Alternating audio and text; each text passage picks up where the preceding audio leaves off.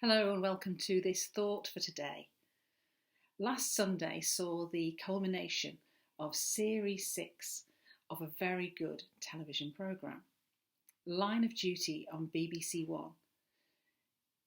I and my family, my husband and our daughter who's living with us again, have been glued to our seats every Sunday night at 9 p.m. And this week was the final episode, and it was said, the final episode ever, that there would be no more series.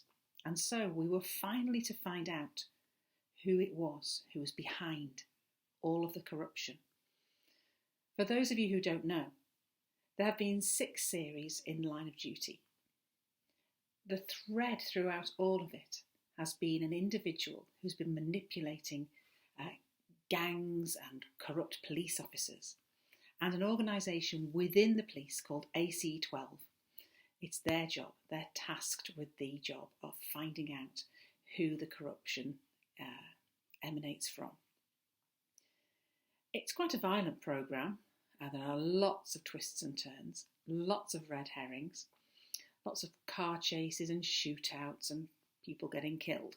So it's not for everybody, but I've been completely addicted to it for the last few years. And so on Sunday, we sat down ready to find out, finally, who it was behind everything. The mysterious character called H. Now, we did find out who it was, and in case you ever watch it, I'm not going to give away the final reveal.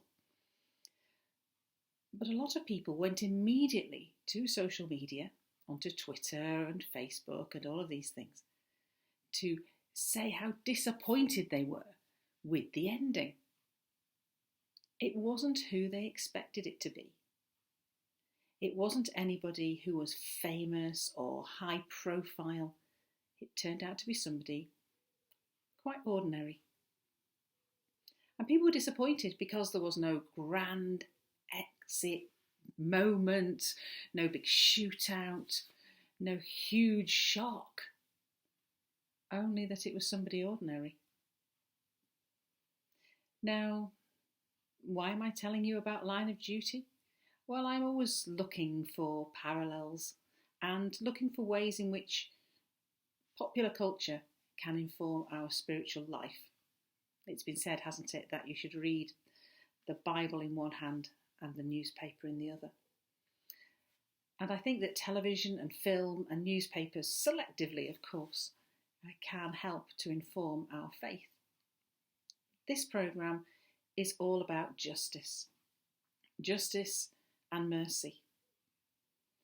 The chief of AC12 is Ted Hastings.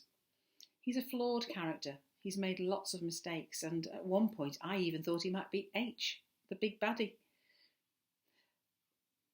At the end of the programme last Sunday, when it was all wrapped up and justice was done, he realised that he still was holding on to something.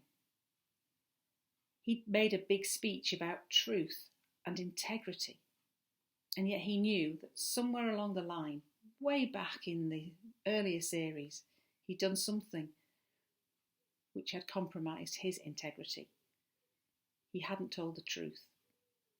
And he was about to leave the building for the final time because he's about to retire. And he turned round and walked back into the room and spoke to his superior and told the truth about what he'd done. Career suicide, possibly, except that he was retiring. But he didn't need to say it. He could have just walked away and nobody would ever have known. So I think the programme does tell us a little bit about the importance of integrity, of accountability, and the need to tell the truth. But ultimately, the programme for me was about justice being done. And as we move towards Christian Aid Week 2021, and we look at the readings from Zechariah and Micah about justice and what it is that God requires, we see that for us in our Christian lives, justice and mercy must roll down like never-ending streams for those who see no mercy and no justice in their lives because of where they live, because of who they are, because of the circumstances into which they have unfortunately been born. And it's for us, those of us who are able, to do what we can to bring about justice and mercy for all, whoever they may be.